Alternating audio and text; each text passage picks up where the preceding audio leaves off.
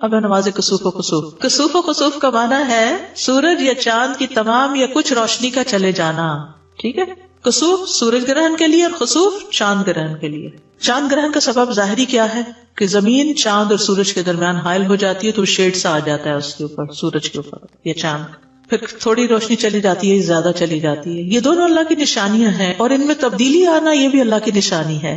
اور ان نشانیوں کے ذریعے اللہ اپنے بندوں کو ڈراتا ہے. سورۃ الاسراء میں آتا ہے وَمَا نُرْسِلُ بِالْآيَاتِ إِلَّا تَخْوِيفًا، تاکہ بندے جو ہیں وہ اللہ کی طرف متوجہ ہوں.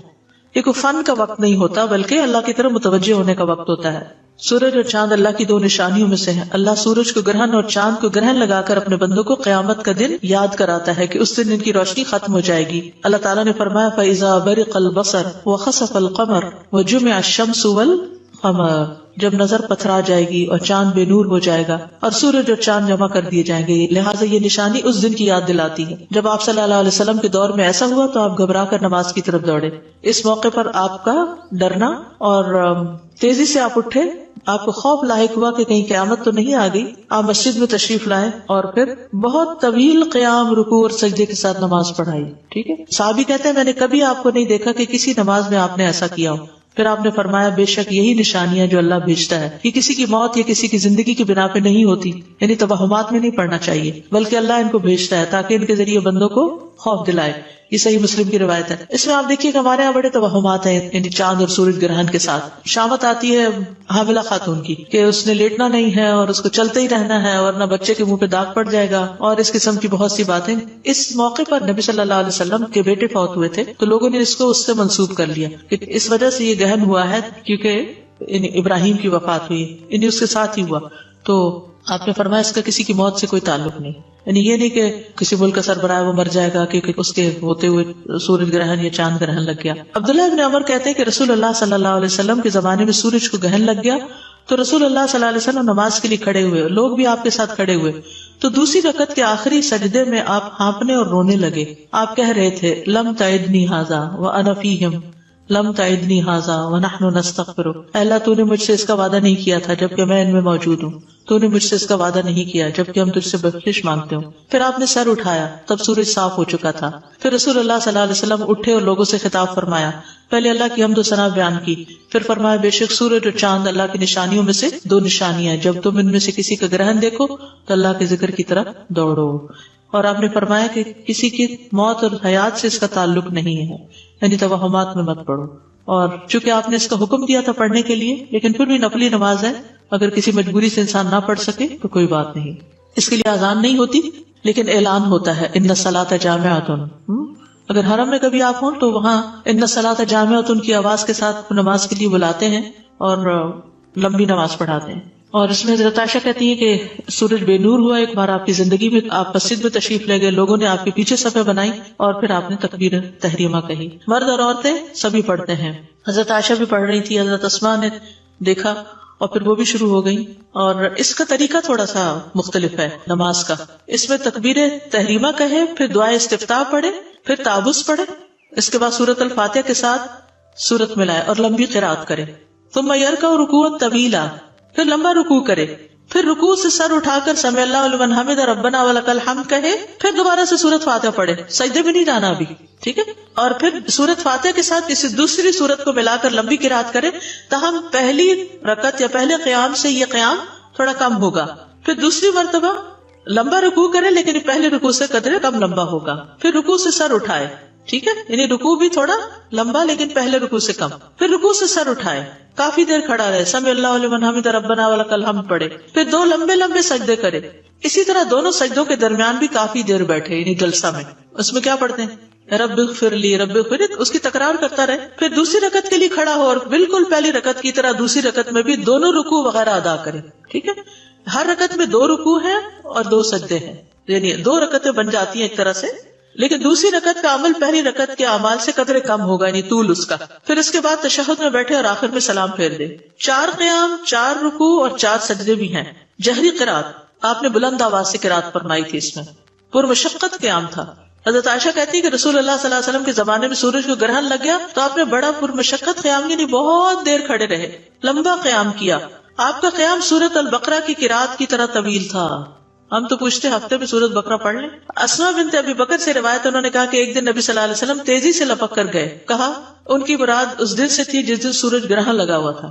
تو جلدی میں آپ نے قمیص اٹھا لی، حتیٰ کہ آپ کو چادر لا کر دی گئی تو آپ نے لوگوں کو امامت کراتے ہوئے انتہائی طویل قیام کیا. اگر کوئی ایسا انسان آتا جس کو یہ پتا نہ ہوتا کہ آپ قیام کے بعد رکوع کر چکے ہیں تو اس قیام کی لمبائی پر وہ کبھی نہ کہہ سکتا کہ آپ ایک دفعہ رکوع کر چکے ہیں. طویل رکوع اور سجود.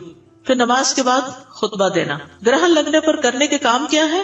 ذکر، دعا اور استغفار کی طرف لپکنا، کثرت سے استغفار کرنا، تسبیح، تحمید اور تہلیل کہنا، عذاب قبر سے پناہ مانگنا. آپ نے جب طویل قیام کیا تو فراغت کے بعد جو کچھ اللہ نے چاہا اسے بیان کیا اور پھر لوگوں کو حکم دیا کہ وہ عذاب قبر سے پناہ مانگے. صدقہ کرنا. سنن نبی داؤد کی روایت میں آتا ہے کہ جب تم یہ کیفیت دیکھو تو دعا کیا کرو، تکبیر بیان کرو اور صدقہ کیا کرو. غلام آزاد کرنا. اسماء رضی اللہ عنہ کہتی ہیں کہ نبی صلی اللہ علیہ وسلم نماز کسوف کے موقع پر غلام آزاد کرنے کا حکم دیا کرتے تھے. تو کسوف کی نماز دن میں ہوگی اور چاند گرہن کی رات میں ہوگی. اب ہے نماز کسوف و خسوف. کسوف و خسوف کا معنی ہے سورج یا چاند کی تمام یا کچھ روشنی کا چلے جانا. ٹھیک ہے. کسوف سورج گرہن کے لیے اور خسوف چاند گرہن کے لیے. چاند گرہن کا سبب ظاہری کیا ہے کہ زمین چاند اور سورج کے درمیان حائل ہو جاتی ہے تو شیڈ سا آ جاتا ہے اس کے اوپر، سورج کے اوپر یا چاند. پھر تھوڑی روشنی چلی جاتی ہے، زیادہ چلی جاتی ہے. یہ دونوں اللہ کی نشانیاں ہیں اور ان میں تبدیلی آنا یہ بھی اللہ کی نشانی ہے. اور ان نشانیوں کے ذریعے اللہ اپنے بندوں کو ڈراتا ہے. بھی سورۃ الاسراء میں آتا ہے وما نرسل بالآیات الا تخویفا، تاکہ بندے جو ہیں وہ اللہ کی طرف متوجہ ہوں. یہ کوئی فن کا وقت نہیں ہوتا بلکہ اللہ کی طرف متوجہ ہونے کا وقت ہوتا ہے. سورج اور چاند اللہ کی دو نشانیوں میں سے ہے. اللہ سورج کو گرہن اور چاند کو گرہن لگا کر اپنے بندوں کو قیامت کا دن یاد کراتا ہے کہ اس دن ان کی روشنی ختم ہو جائے گی. اللہ تعالیٰ نے فرمایا فَإِذَا بَرِقَ الْبَصَرُ وَخَسَفَ الْقَمَرُ وَجُمِعَ الشَّمْسُ وَالْقَمَرُ، جب نظر پتھرا جائے گی اور چاند بے نور ہو جائے گا اور سورج اور چاند جمع کر دیے جائیں گے. لہٰذا یہ نشانی اس دن کی یاد دلاتی ہے. جب آپ صلی اللہ علیہ وسلم کے دور میں ایسا ہوا تو آپ گھبرا کر نماز کی طرف دوڑے. اس موقع پر آپ کا ڈرنا اور تیزی سے آپ اٹھے. آپ کو خوف لاحق ہوا کہ کہیں قیامت تو نہیں آ گئی. آپ مسجد میں تشریف لائے اور پھر بہت طویل قیام، رکوع اور سجدے کے ساتھ نماز پڑھائی. ٹھیک ہے. صحابی کہتے ہیں میں نے کبھی آپ کو نہیں دیکھا کہ کسی نماز میں آپ نے ایسا کیا ہو. پھر آپ نے فرمایا بے شک یہی نشانی ہے جو اللہ بھیجتا ہے. یہ کسی کی موت یا کسی کی زندگی کی بنا پہ نہیں ہوتی، یعنی توہمات میں نہیں پڑھنا چاہیے، بلکہ اللہ ان کو بھیجتا ہے تاکہ ان کے ذریعے بندوں کو خوف دلائے. یہ صحیح مسلم کی روایت ہے. اس میں آپ دیکھیے کہ ہمارے یہاں بڑے توہمات ہیں، یعنی چاند اور سورج گرہن کے ساتھ. شامت آتی ہے حاملہ خاتون کی کہ اس نے لیٹنا نہیں ہے اور اس کو چلتے ہی رہنا ہے ورنہ بچے کے منہ پہ داغ پڑ جائے گا، اور اس قسم کی بہت سی باتیں. اس موقع پر نبی صلی اللہ علیہ وسلم کے بیٹے فوت ہوئے تھے تو لوگوں نے اس کو اس سے منسوب کر لیا کہ اس وجہ سے یہ گہن ہوا ہے کیونکہ ابراہیم کی وفات ہوئی، یعنی اس کے ساتھ ہی ہوا. تو آپ نے فرمایا اس کا کسی کی موت سے کوئی تعلق نہیں. یعنی یہ نہیں کہ کسی ملک کا سربراہ وہ مر جائے گا کیونکہ اس کے ہوتے ہوئے سورج گرہن یا چاند گرہن لگ گیا. عبداللہ ابن عمر کہتے ہیں کہ رسول اللہ صلی اللہ علیہ وسلم کے زمانے میں سورج کو گرہن لگ گیا تو رسول اللہ صلی اللہ علیہ وسلم نماز کے لیے کھڑے ہوئے، لوگ بھی آپ کے ساتھ کھڑے ہوئے. تو دوسری رکعت کے آخری سجدے میں آپ ہانپنے اور رونے لگے. آپ کہہ رہے تھے لم تعدنی ھذا وانا فیہم، لم تعدنی ھذا ونحن نستغفر. اللہ تو نے مجھ سے اس کا وعدہ نہیں کیا تھا جبکہ میں ان میں موجود ہوں. تو نے مجھ سے اس کا وعدہ نہیں کیا جبکہ ہم تجھ سے بخشش مانگتے ہوں. پھر آپ نے سر اٹھایا، تب سورج صاف ہو چکا تھا. پھر رسول اللہ صلی اللہ علیہ وسلم اٹھے اور لوگوں سے خطاب فرمایا. پہلے اللہ کی حمد و ثنا بیان کی، پھر فرمایا بے شک سورج اور چاند اللہ کی نشانیوں میں سے دو نشانیاں ہیں. جب تم ان میں سے کسی کا گرہن دیکھو تو اللہ کے ذکر کی طرف دوڑو. اور آپ نے فرمایا کہ کسی کی موت اور حیات سے اس کا تعلق نہیں ہے، یعنی توہمات میں مت پڑھو. اور چونکہ آپ نے اس کا حکم دیا تھا پڑھنے کے لیے، لیکن پھر بھی نفلی نماز ہے، اگر کسی مجبوری سے انسان نہ پڑھ سکے تو کوئی بات نہیں. اس کے لیے اذان نہیں ہوتی لیکن اعلان ہوتا ہے ان الصلاۃ جامعۃ. اگر حرم میں کبھی آپ ہوں تو وہاں ان الصلاۃ جامعۃ کی آواز کے ساتھ نماز کے لیے بلاتے ہیں اور لمبی نماز پڑھاتے ہیں. اور اس میں حضرت عائشہ کہتی ہیں کہ سورج بے نور ہوا ایک بار آپ کی زندگی میں، آپ مسجد میں تشریف لے گئے، لوگوں نے آپ کے پیچھے صفیں بنائی اور پھر آپ نے تکبیر تحریمہ کہی. مرد اور عورتیں سبھی پڑھتے ہیں.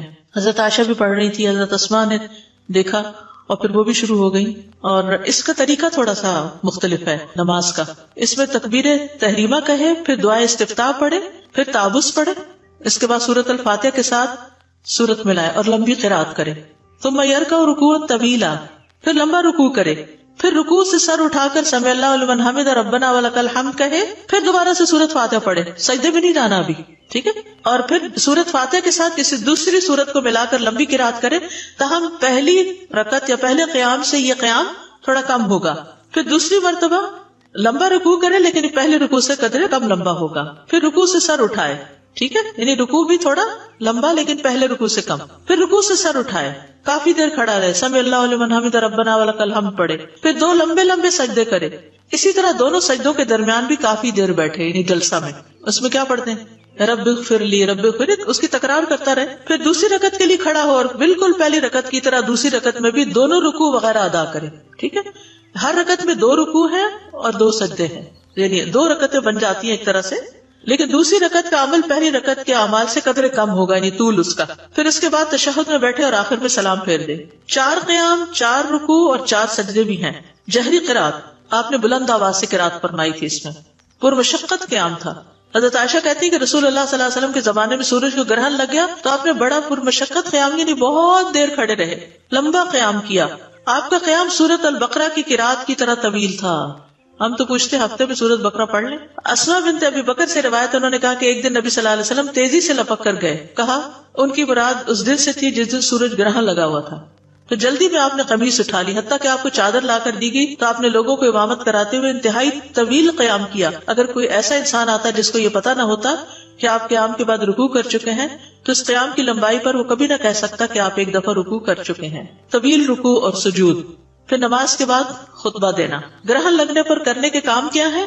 ذکر، دعا اور استغفار کی طرف لپکنا، کثرت سے استغفار کرنا، تسبیح، تحمید اور تہلیل کہنا، عذاب قبر سے پناہ مانگنا۔ آپ نے جب طویل قیام کیا تو فراغت کے بعد جو کچھ اللہ نے چاہا اسے بیان کیا اور پھر لوگوں کو حکم دیا کہ وہ عذاب قبر سے پناہ مانگے۔ صدقہ کرنا، سنن نبی داؤد کی روایت میں آتا ہے کہ جب تم یہ کیفیت دیکھو تو دعا کیا کرو، تکبیر بیان کرو اور صدقہ کیا کرو۔ غلام آزاد کرنا، اسماء رضی اللہ عنہ کہتی ہیں کہ نبی صلی اللہ علیہ وسلم نماز کسوف کے موقع پر غلام آزاد کرنے کا حکم دیا کرتے تھے۔ تو کسوف کی نماز دن میں ہوگی اور چاند گرہن کی رات میں ہوگی۔